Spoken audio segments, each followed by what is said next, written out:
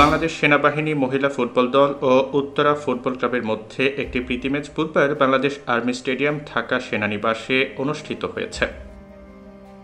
ম্যাচে বাংলাদেশ সেনাবাহিনী মহিলা ফুটবল দল উত্তরা ফুটবল ক্লাবের বিপক্ষে 4-1 গোলে জয়লাভ করে। অনুষ্ঠানে সেনাবাহিনী প্রধান জেনারেল এস.এম. শফিউদ্দিন আহমেদ প্রধান অতিথি হিসেবে উপস্থিত থেকে মনোমুগ্ধকর ম্যাচটি উপভোগ করেন এবং খেলোয়াড়দের মাঝে পুরস্কার বিতরণ করেন। যে 1973 সাল থেকে বাংলাদেশ সেনাবাহিনীর পুরুষ দল বিভিন্ন প্রতিযোগিতায় আমরা অংশগ্রহণ করে আসছি, কিন্তু মেয়েদের ফুটবল দল আমাদের ছিল না।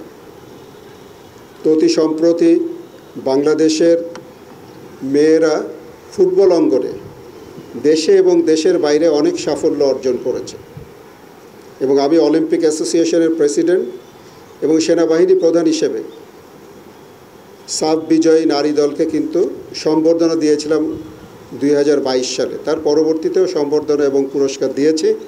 বাট ওই সময় আমি ঘোষণা করেছিলাম যে বাংলাদেশ সেনাবাহিনীতেও আমরা নারী ফুটবল দল গঠন করব এবং সেই প্রক্রিয়ায় আমরা ধীরে ধীরে, আপনারা জানেন সেনাবাহিনীতে কেউ আসতে হলে তার একটা নির্দিষ্ট যোগ্যতা থাকতে হয় এবং আমাদের একটা প্রশিক্ষণ আছে, সেটাই তাদের যোগ্যতা অর্জন করতে হয়।